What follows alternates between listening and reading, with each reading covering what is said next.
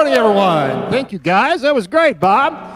Good morning, everyone. It's a pleasure to have everyone here this morning. We are thrilled that you have chosen to join us from your kitchens or your living rooms or easy chairs, wherever you are.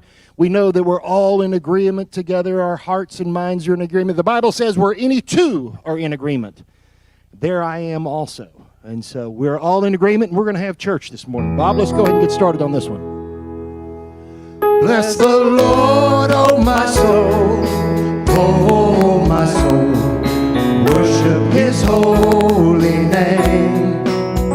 Sing like never before, oh my soul, I worship Your holy name. The sun comes up, it's a new day dawning. It's time to sing Your song again. Whatever may pass and whatever lies before me, let me be singing when the evening comes. So bless the Lord, oh my soul, oh my soul, worship His holy name. Sing like never before, oh my soul, I'll worship Your holy name. You're rich in love and You're slow to anger. Your name is great and Your heart is kind. For all Your goodness I will keep on singing. 10,000 reasons for my heart to find. Bless the Lord, oh my soul, oh my soul, oh my soul, worship His holy name. Sing like never before, oh my soul, I worship Your holy name. And on that day when my strength is failing, the end draws near and my time has come, still my soul will sing Your praise unending. 10,000 years and then forevermore. So bless the Lord, oh my soul, oh my soul, I worship His holy name. Sing like never before, oh my soul, I worship Your holy name. Bless the Lord, oh my soul, oh my soul, worship His holy name. Sing like never before, oh my soul, I worship His holy name. Yes, I worship His holy name.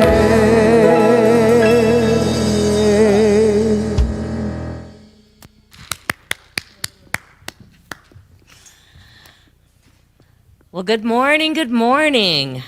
Ooh, that was some good music to get that energy flowing. Glad that you're here with us. You know, Jeff said something about wherever two or more are in agreement, and one of the interesting things about the unity communities is there's not a lot of doctrine or rules that we all have to agree upon. There's a lot of breath and space for people to discover. And the one thing that binds us together is our 5 principles. In order to say yes to being unity, there are these set of principles. And interestingly, there's not really any hard and fast rule to how we say those principles.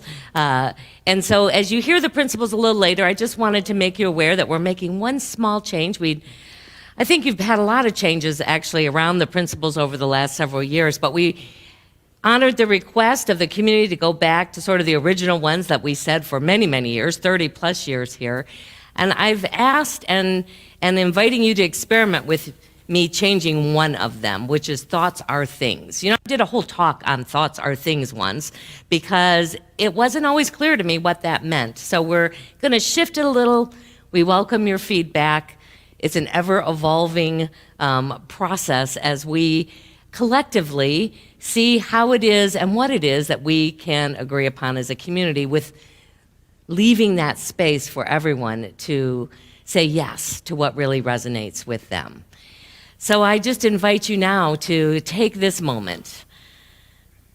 Just check in when you breathe to see if you are feeling that divine connection coming alive in you this morning, however that feels and looks for you. For we are here today to collectively continue to expand our minds and our hearts, our thoughts and our feelings,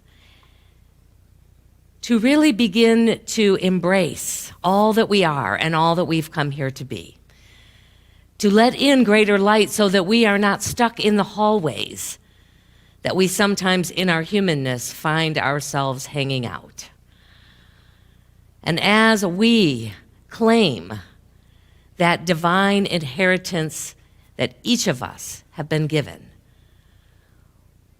we not only know that in an intellectual way, but we say yes to embodying it in all that we think, in all that we feel, in all that we say, in all that we do.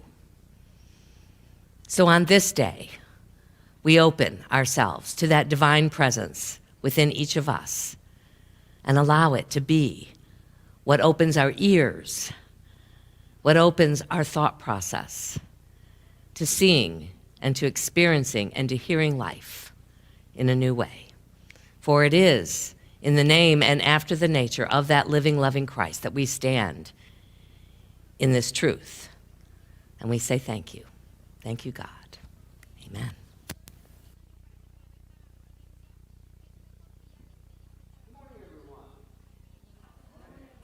A new board was seated on January 10th, and I'm here to tell you that every member of that board, along with Reverend Taylor, who's a member of the board, and our staff, Mary, Amber, and Karen, are dedicated 100% to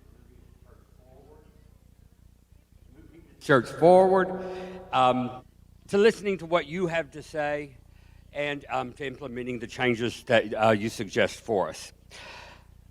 We have a mission and a vision here at Center of Unity. Our mission is what we are about today. We inspire spiritual growth through prayer, education, and sacred service.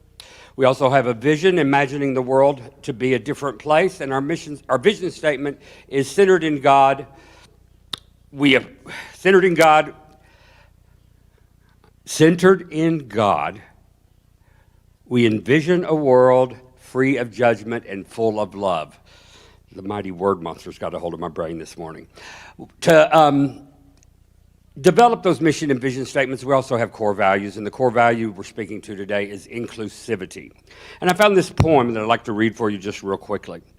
One came who upset the rules, who accepted the grace of the outsider, who looked for wisdom in those who did not count, who took his food in the company of the rejected. One came who walked a strange path, who did not think anyone was unclean, who did not look for scapegoats, who refused to put a price on anyone's head. The tables of the money changers he threw over, the tables of liberation he threw open. So I ask you, is inclusivity enough? Should we just make it where everybody feels accepted? Or should we take it a step further and radically welcome everyone, where we incorporate your culture, what you believe, into what we believe, and become one true family? Thank you.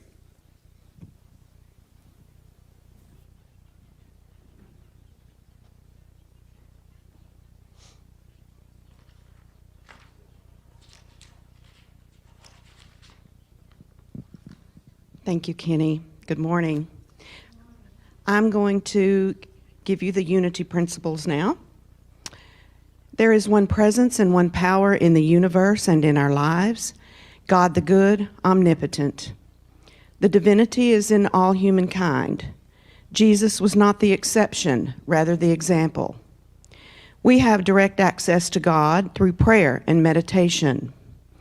We create our life experiences through our way of thinking, feeling, and acting. We can demonstrate now the good we desire. And now the daily word, which is now. I find my power in this very moment. There is power in this very moment. Yesterday is past, and tomorrow is not yet here. There is only this moment, ripe with promise and potential, ready for me to live into it fully. Through my many divine gifts, everything I need to get started is within me.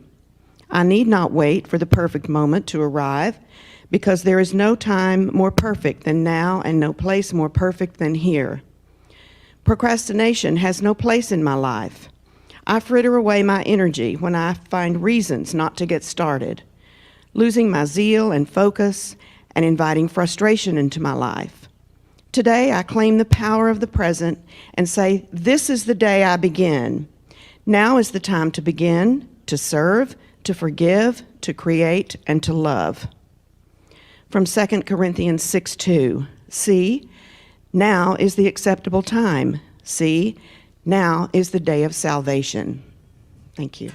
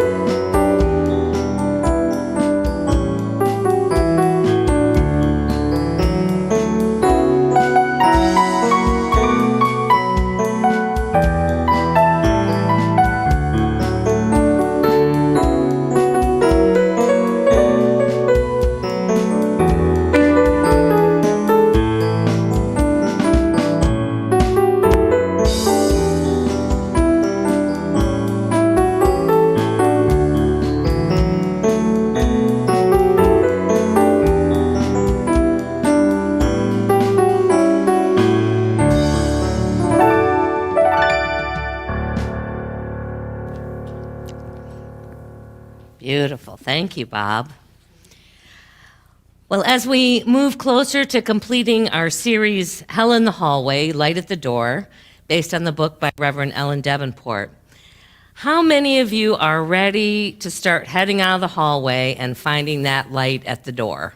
I know, at least in this collective hallway that we're in called the pandemic, I think everyone, I would imagine, out there is raising their hands. And we've been looking at these hallways, recognizing that they are a place of great life change. They're the place we find ourselves when life as we've known it has changed in some significant way, and we're not quite sure where we're heading towards. There's often confusion or pain, sometimes anger or sadness. It's not a place that typically any of us would say, boy, this is kind of nice in here. I think I'll just pitch my tent and hang out for a while. And we've been exploring, because that's our natural, both human and divine nature, to want to continue to move forward, continue to evolve, continue to find the light. We've been looking at different tools, the tool of acceptance and surrender, of prayer and forgiveness, as ways to help us navigate through the hallway, as ways so that we can see this as a place where we're walking through, we're not hanging out for any extended period of time, so that we don't remain stuck in what some would term a hellish experience. And now we're faced with this question: do you really want to leave the hallway?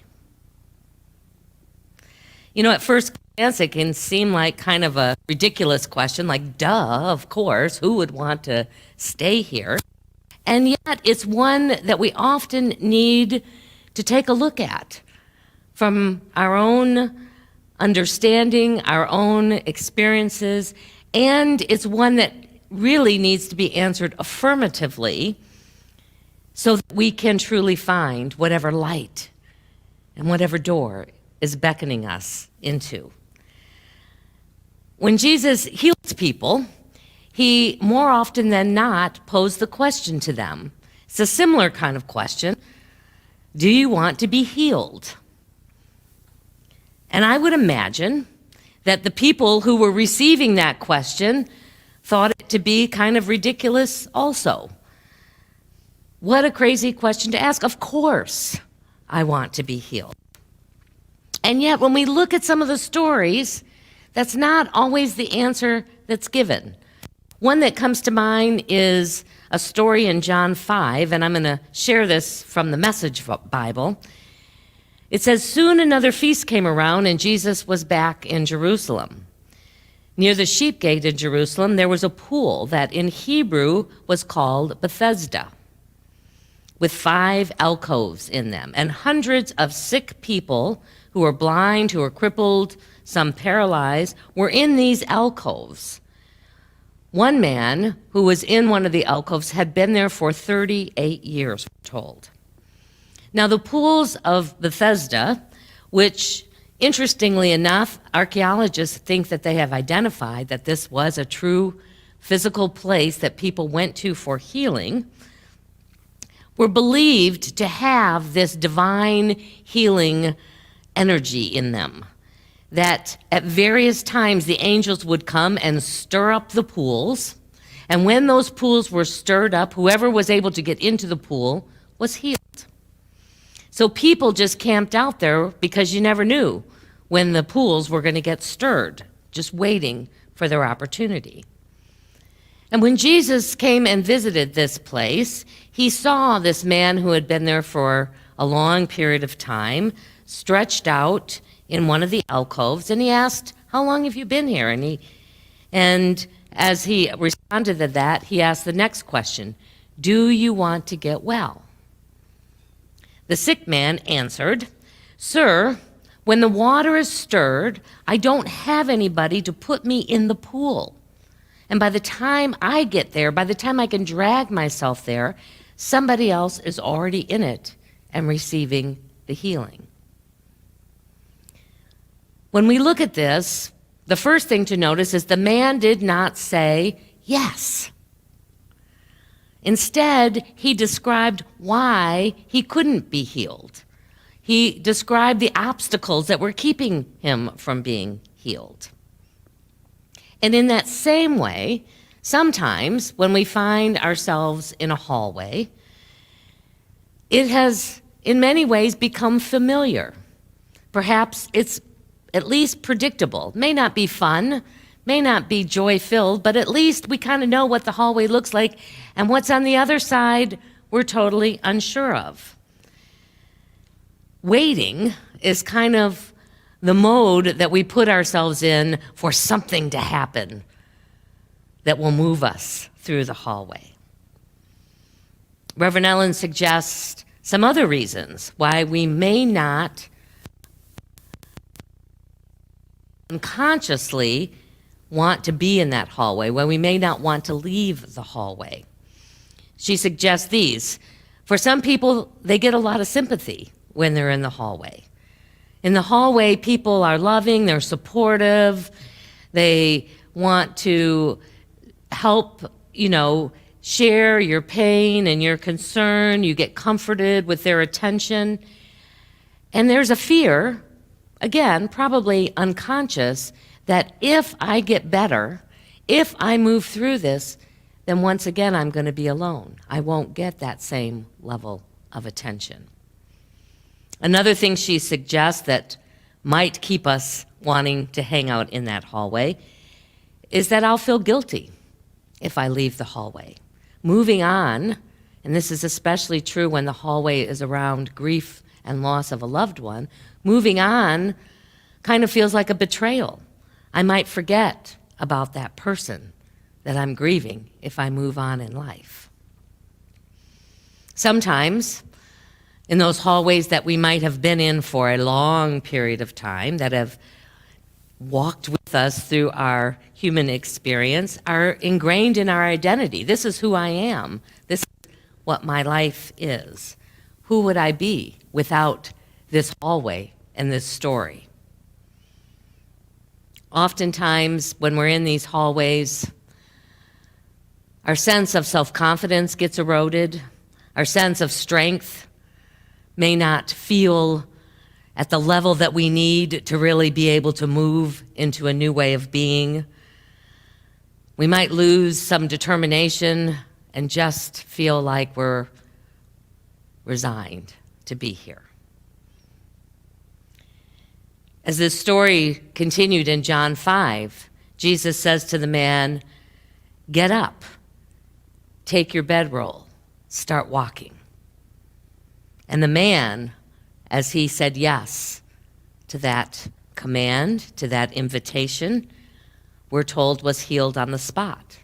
And he picked up his bedroll and he walked off.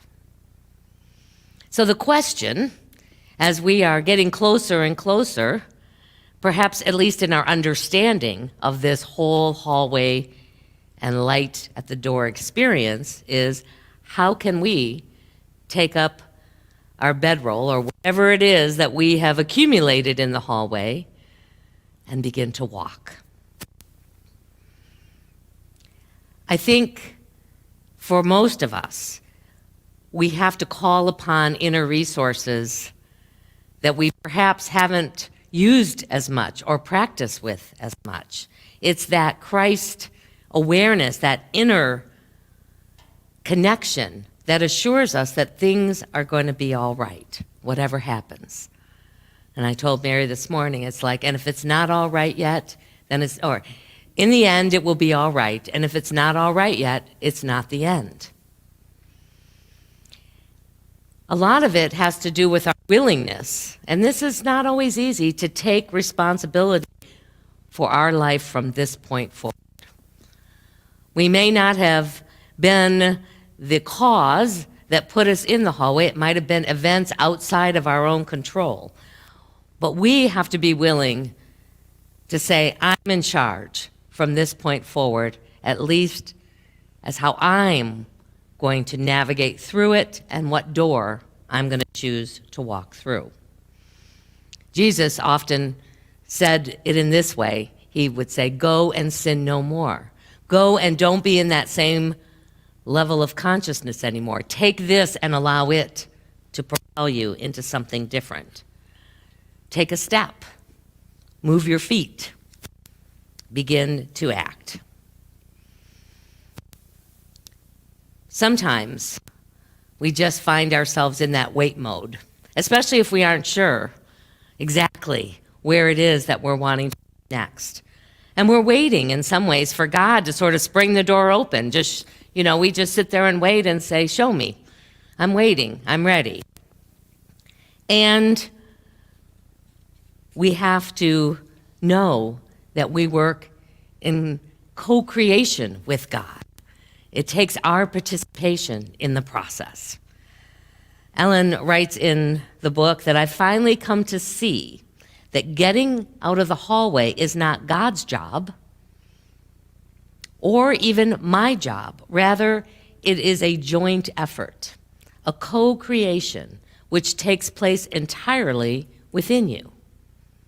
It's not about what I'm creating out here, it's about what I'm creating in this co-creative relationship within me.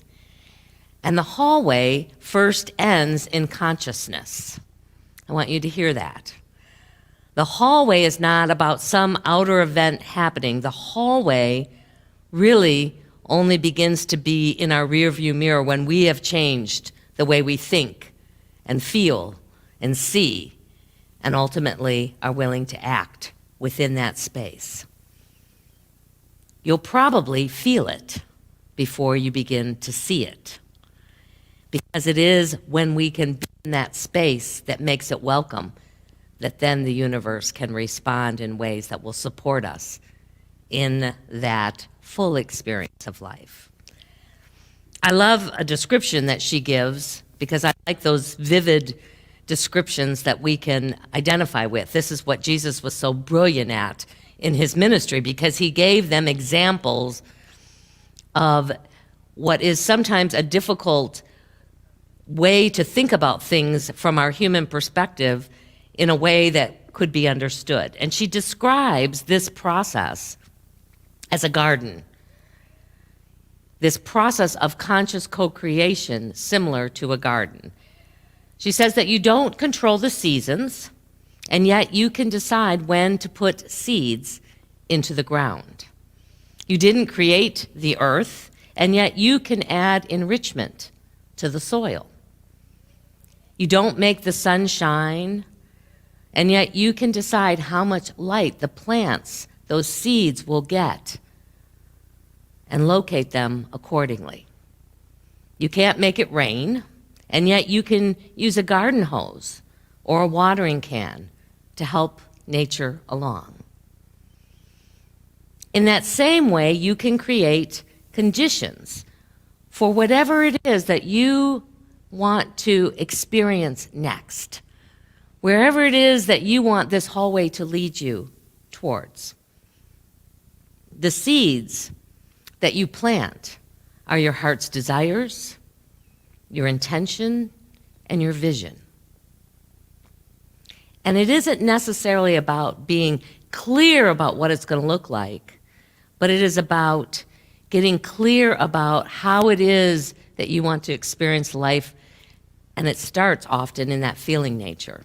What I'm wanting most is creativity in my life. What I'm wanting most as I leave this hallway is to feel at peace. What I'm wanting most is a sense of safety or a sense of adventure or whatever it is. You can begin, even if you aren't quite sure what that looks like, to hold that as an intention and a vision. And we're reminded that we can't just plant a seed and then walk off and go, okay, I'll just wait for it to pop up, whatever that is. We have to be willing to tend to our gardens. We have to be willing to keep the conditions healthy by consciously aligning with that God energy. We do that with prayer. We do that with meditation. We do that with reading about what that might look like and beginning to have that be a part of our beingness. We might do it by being out in nature. Whatever it is that enriches you will enrich the seeds that you have planted. And we allow more light into this garden that we're growing, this inner garden that we're growing, when you appreciate what's present each day, when you see whatever shows up as a gift, as something that's moving you closer to that experience that you've been holding in your intention. And we have to be willing to move. We have to be willing to take action when those opportunities arrive. Sometimes the place where we get stuck is we just don't know what we want. And therefore, it's hard for us to say, I'm going to move towards something that seems a little nebulous. And we can spin in the question of, well, what seeds do I want to plant? And again, I would invite you, instead of being focused on the what or even the how,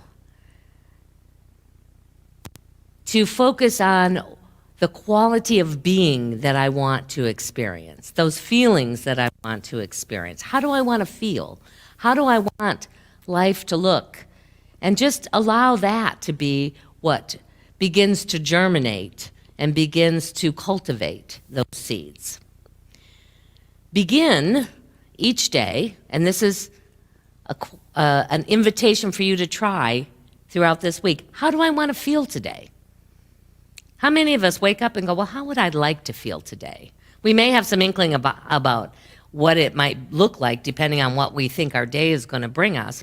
How do I want to feel today? And then set that as your intention. Say, I am going to feel joy.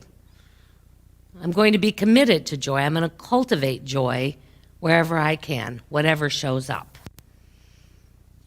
whatever it is, enthusiastic, grateful, self-assured, whatever we feel we might be lacking in our hallway, set our intention to try and do what we can to experience that in our day-to-day interactions. And think about simple things that you can do to cultivate that feeling. Even if you're unsure about how you're going to make that intention be part of your experience, just setting the intention becomes a magnet. When we're clear about it, then we can invite in those kinds of experience. And then to really pay attention to see how it unfolds. It might be people that you encounter, a book that leaps off the shelf at you, a song that sticks in your head. Pay attention to how that's supporting you, what that is resonating with you, to see if you can't tap into it in a greater way. There might be an idea that just comes out of the blue. Sometimes we dismiss those things as, oh, that's just something that came through, but pay attention and see if there's a way that you can allow this to help you as you navigate through this. It comes sometimes in the simplest things, and I like to practice with the simple things because then they help me when it's the much tougher things that I'm trying to navigate through. And, the last couple weeks I have been talking about 1999, that I've been sort of reliving my early times here. And a name came to mind that I hadn't thought about in many years, 10, 12 years, of someone who used to attend here. And in fact, for a while, we were pretty good friends. We masterminded together. We did a lot of work here in the community together. And, as one of those things happened, as life shifts us and takes us in different directions, I had lost touch with her. And so I started asking. I asked Mary, I asked Amber, hey, have you heard, do you know what's going on with her? No, nobody had heard from her in quite some time. And I looked up on Facebook and didn't find her on Facebook, and looked in our church database, and there was a number there, but the number was no longer associated with her anymore. So I went, okay, well, I've taken the actions I know how to take, and now I'm just going to release it. But I set the intention, I would really love to connect with her.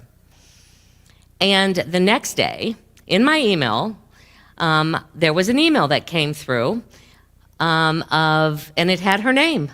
And I was like, wow. It was through LinkedIn. Apparently she's a member of LinkedIn. I'm a member of LinkedIn. I never go to LinkedIn. I set it up about 12 years ago because that's what we were supposed to do, and now I don't pay any attention. And I would occasionally get emails from people, oh, so-and-so celebrating their 10th anniversary, or, so-and-so posted something, and, they just delete. But here came this person, showed up in LinkedIn. So we've messaged each other now, and we're going to get together and have some lunch. But it's, it's those small things. It's like, what are the odds? In 12 years, never once has she showed up in my LinkedIn email, or an email about her. It was something about she was doing with Feeding America. And there it showed up the next day. So sometimes just setting our intention gives the space, because it's sort of like asking. We have to ask. The universe is there to support us, but it doesn't read our minds, and we have to be willing to declare what it is and how it is that we want to move through life. So that is the invitation we have as we choose to begin to head out of the hallway. We may physically not be able to get out of the circumstances of some of the hallways we're in right now, but we can begin to set our intention. We can begin to get clear about what it is we want life on the other side of that door to be for us. And we can begin to start nurturing and tending to that intention, to those seeds that we're planting now. So when the time comes, we are ready to receive it with open arms. I would invite you to just join with me as we begin that process right now, as we move into a time of meditation, as we open ourselves and our minds and our hearts to what it is that we most desire to experience on the other side as we move through whatever door opens in our lives. So as you get comfortable right where you are, planting your feet on the floor and just breathing into this moment, perhaps shutting your outer eyes, but opening those inner ears and allowing that inner sight to expand in your mind and in your heart. As you find yourself relaxing even more, the body becoming softer, the thoughts slowing, set the intention. Whatever arises in you right now, of what it is that you would love to most feel and experience in a life beyond whatever hallway you might be in right now. There's nothing right or wrong about these answers. They're yours.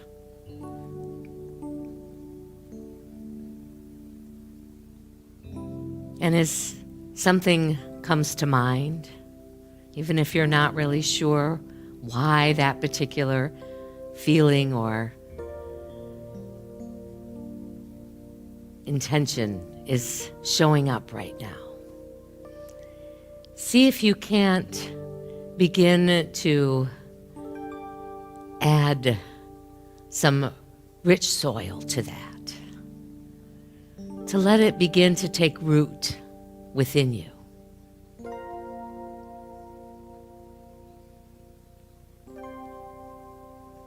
We nurture it and nourish it every time we can claim that in our thoughts and in our feelings. I am joy-filled. Our affirmation is a way that we can nurture that which we are planting as a new experience of life.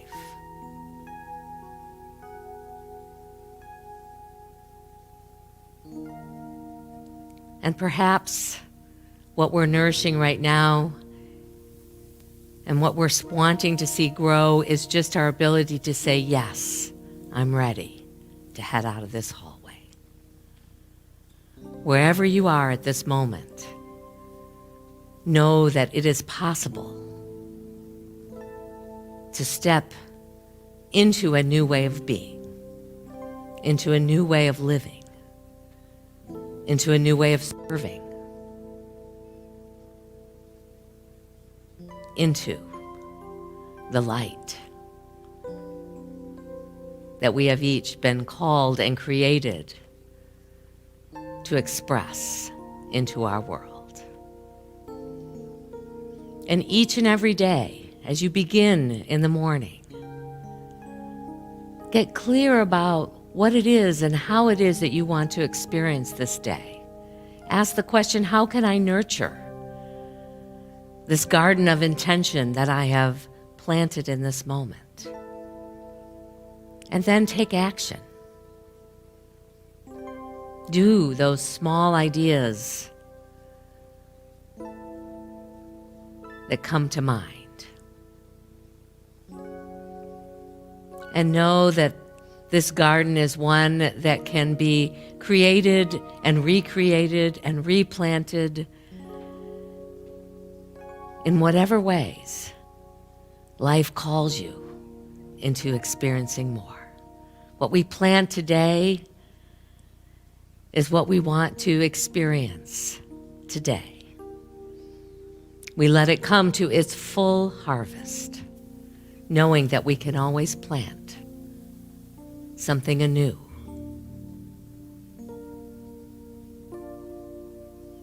And let your heart just feel a sense of gratitude. Gratitude to know that we can co-create, that life does not have to be experienced or inherited from our past, but rather can begin anew as we choose to become new, to become born again, to become all that we have been created to be. And so as you begin to bring your attention back to this time and to this space, take with you this gratitude and the clear intention to create a beautiful garden, one unique just to you, so that all can benefit from the beauty and the harvest that comes as a result.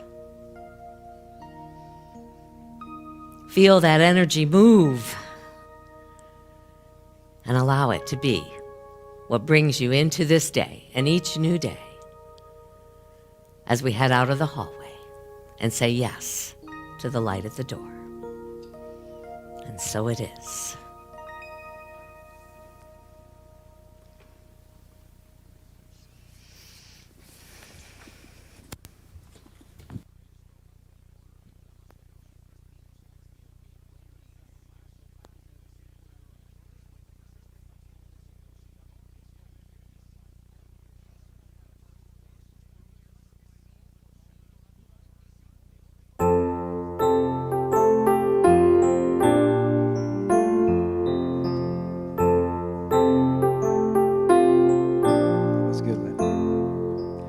Swing wide the doors, the time is right.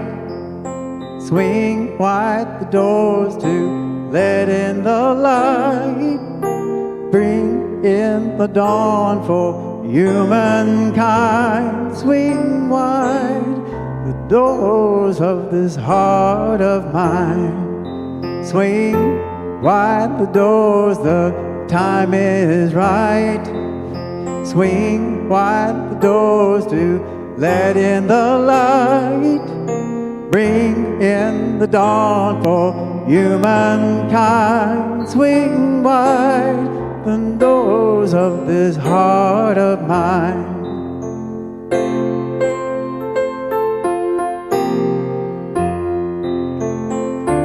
I'm not holding it in anymore. I'm gonna shout it out loud. I understand now what I'm here for and what this life is about. It's about love, it's about laughter, it's about comfort and smile. It's about love, it's about kindness, it's about hearts open wide. It's about love, it's about passion, it's about taking a chance. It's about love, it's about service, it's about lending a hand.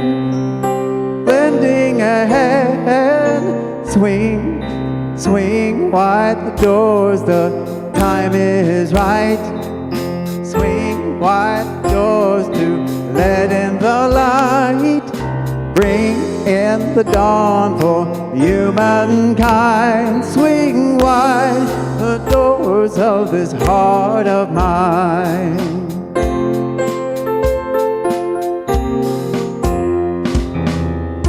There's a voice that I've heard for years. I've learned to keep it inside, but now it's coming to loud and clear. I want a deeper alive.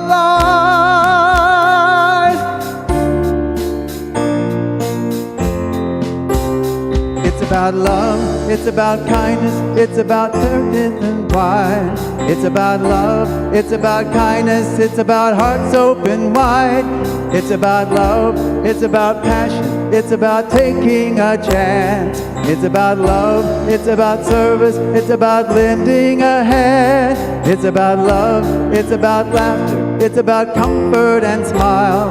It's about love, it's about kindness, it's about hearts open wide. It's about love, it's about passion, it's about taking a chance. It's about love, it's about service, it's about lending a hand, lending a hand.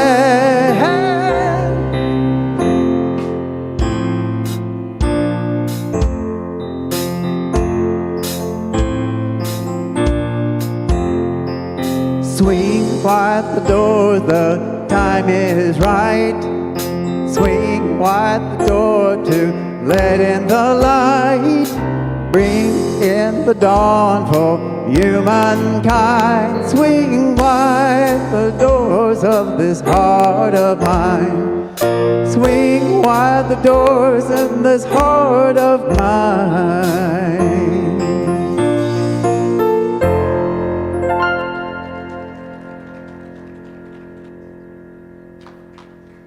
Can I get an amen, somebody? Now's the time when we prepare our tithes, gifts, and love offerings for the church.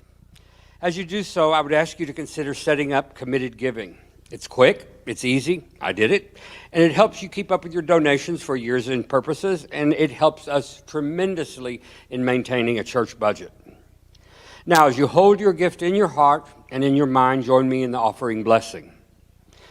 Divine love, as me, blesses and multiplies all that I give, all that I receive, and all that I am. If this is your first time visiting Center of Unity, or if you're coming back after staying away for a bit, or if you've been touched by the words or music offered today, please go to our website at www.centerofunity.org/connect and let us know you were here. Time doesn't give me enough time to appreciate the fellow that we're going to talk about today. Keith Bailey volunteers to upkeep the grounds and the maintenance at this church, and if you have a home that's over 20 years old and 100 people traipse through it every week, you can imagine the scope of what he does for this church. So, Keith, if you're watching virtually, or more than likely you're out on the grounds doing something, we love you, we bless you, we truly appreciate you, and we behold the Christ in you. Namaste. He's a great guy.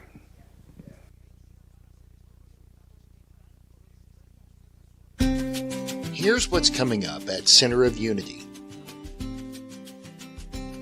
Be sure to register for the Karen Starr's workshop, Resourcing the Self, Self-Connection, the Nonviolent Way.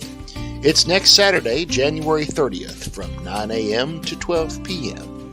Registration is free, but is required. You can register from our website or the Center of Unity app. Every Tuesday at 11:30 a.m., Reverend Linda leads a metaphysical Bible interpretation class on Zoom. All are welcome to join. The Zoom ID is on the screen, or you can access it from our website or the Center of Unity app. Starting today, Adult Sunday School will now meet on Zoom from 11:45 a.m. to 12:15 p.m. Be sure to join us as we discuss Reverend Linda's message today. All are welcome to join. The Zoom ID is on the screen, or you can access it from our website or the Center of Unity app. Every Sunday, we gather on Zoom before church to say hi and catch up. Come join us from 10 to 10:25. The Zoom ID is on the screen, or you can access it from our website or the Center of Unity app. There are now 6 ways you can give to make a donation to the Center of Unity. The church recently signed up for a Venmo, so you can now donate from there. Simply open the Venmo app from your smartphone or tablet and look for @Center of Unity and make your donation. You can also drop your donation off at the church, mail it to our P.O. Box, visit our website or the Center of Unity app, or you can just text 817-606-8768 and follow the prompts. Your continued support is greatly appreciated. All right, we just want to thank everybody for being here with us this morning. Stephen, thank you so much. That was brilliant, beautiful. Reverend Linda, fantastic job this morning. To everyone else, always a pleasure, always a pleasure. Why don't we join together and sing our peace song?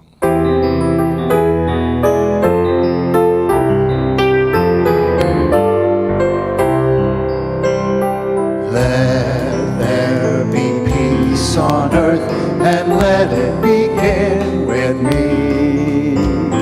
Let there be peace on earth, the peace that was meant to be. With God as our Father, family all are we. Let me walk with my family in perfect harmony. Let peace begin with me.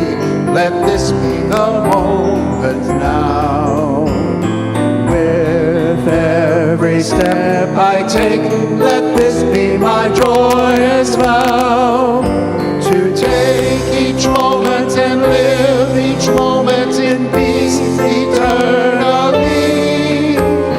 Let there be peace on earth, and let it begin with me. And so as we go into this week, we go knowing that we are the ones to plant the seeds and to tend to our gardens. And we do all that, knowing our prayer for protection together. The light of God surrounds us. I am the light of God. The love of God enfolds us. I am the love of God. The power of God protects us. I am the power of God, and the presence of God watches over us. I am the presence of God. Wherever we are, God is, and all is well. Have a beautiful week.